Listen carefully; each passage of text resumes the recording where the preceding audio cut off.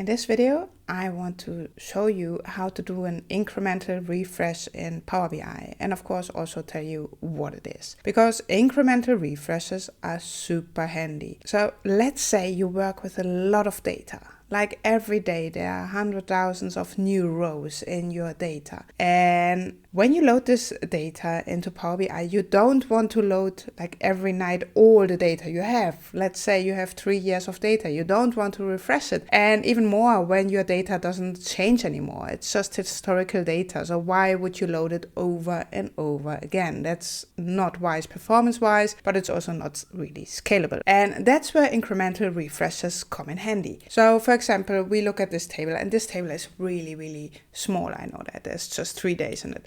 And now instead of that we load all the data from these 3 days we see there and the data of today, I just want the data of the last day to be added to that table. And that's where incremental refresh comes in. So before we go into Power BI and I show you how to actually configure it, there are some requirements. So not everyone can use incremental refresh. First, you need a license for it. So Power BI Pro, Premium per user, or an embedded license. If you want to use real-time data with direct query, you need a premium license. And super important, your data source, so the data that you're getting in, it needs to have a date time column. And that's so important because that column is actually used to create some parameters that are then used again for the incremental refresh. So you need to have one column in there that has a date time format. So let's go into Power BI. I will show you how we can configure this incremental refresh. Let's say we have a table here. This is something I already created. I have a certain amount of rows that are added to that table every night. So we see there are like 56,000 rows added every night. Not a massive amount of data, but I don't want to reload all that data every night. It doesn't make sense. The data doesn't change anymore. So why would I do that? So to get started, we need 2 parameters, RangeStart and RangeEnd. And we need those to develop our model and to get this basic data that we want in our model. And how do you create them? You go to transform data, and I see my table where I want to have the incremental refresh. This one. And I now need to create a RangeStart and RangeEnd parameter. And to do that, you can go to Home, Manage Parameters, and then New Parameter. And there you could say, for example, RangeStart. I already created this one here, and it's a date time. And there I fill in the first date, like the RangeStart that I want to have. And then I create another parameter where I have the RangeEnd, which is this one. And this will be initially used by Power BI to give me like this basic data that you saw in my table. And this will not affect our incremental refresh later on. So when we're using the incremental refresh, you will get data outside of that current value of the RangeEnd. So you don't need to be concerned about that. But we need to configure this to get our begin data. So when I configure this, the RangeStart and RangeEnd, and click OK, and then I go to my table, the incremental table, and you see it's really a basic table there. I didn't do a lot of formatting or anything. Now we need to use these parameter in our datetime column. So I click on my datetime column, and I go to datetime filters and custom filter, and there I can say how I want to filter my rows. And normally when you look at this, it asks you for value that you can type in, but you can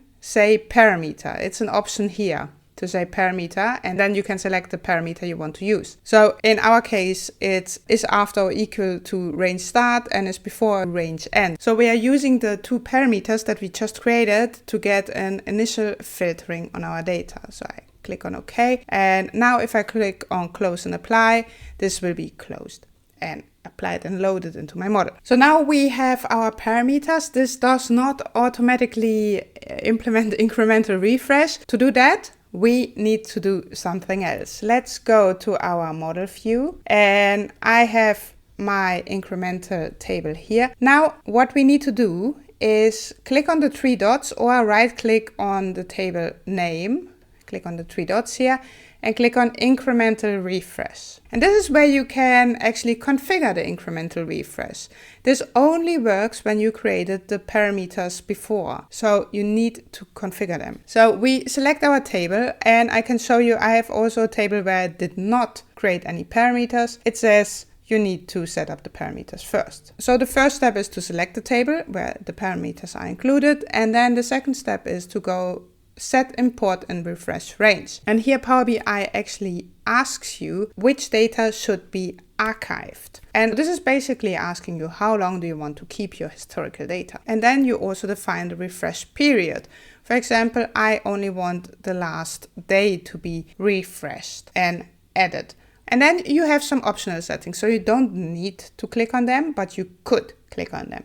The first one is get the latest data in real time with direct query. This is only possible if you have a premium license, and then we have only refresh complete day. So this is a kind of self-explanatory. It gives you only the data if there's a full day of data there. So you get all the data of that day and not partially. And then we have detect data changes. And if you click on this, you see we get the option to select a date time column, and it will only refresh the data if there's a new value in there. So this means actually, like if there was no data yesterday, PowerBI will not even try to incremental refresh because there's no change detected. And then here at the bottom, we get a review and apply of what we just selected. So I said I want everything archived 7 days before the refresh date, and I want incremental refresh 1 day before the refresh date to the refresh date, so last day. You see, if I change, for example, 7 to 14 here, it will also change that here. And if we would say get the latest data in real time with direct query, you also see that this is added here. So you get a visual overview of what you just selected, which makes it very easy to check if what you're doing is actually what you want to do. And then you can just hit apply. And then after you hit apply, what we need to do now to make this work is we go and publish it.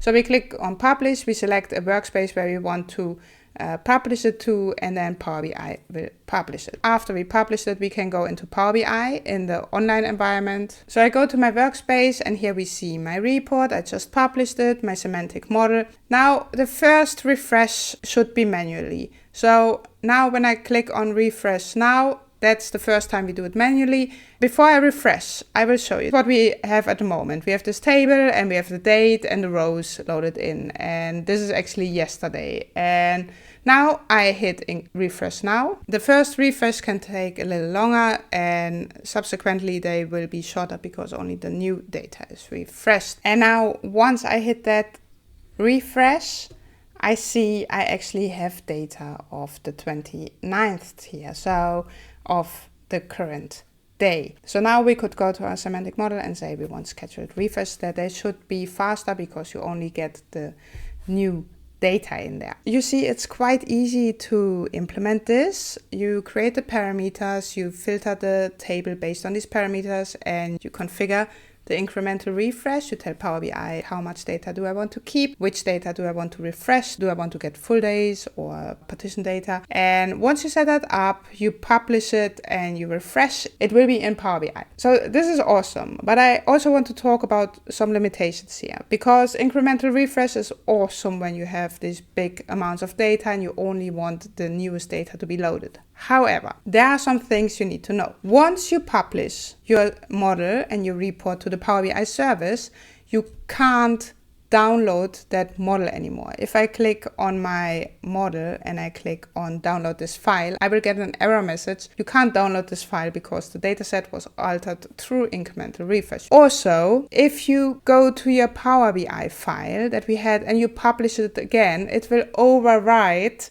everything that has happened up until that moment in your PowerBI report. It will reset everything. And then if you work with really a lot of data, something that's important to know is there are actually refresh timeouts. For premium, that's 5 hours, and for pro, that's 2 hours.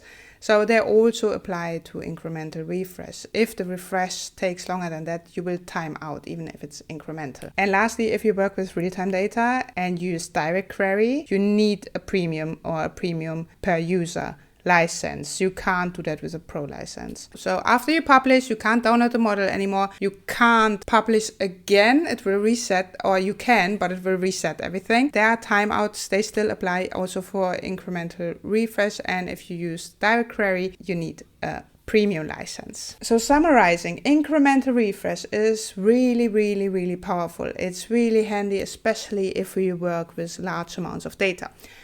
And this data is growing every day. In the long term, you don't want to refresh and load all the data every day. It does not make sense. This maybe works at the beginning, but you will see the more data you get, the bigger your data set will get, the refresh times will increase, and it's just not scalable.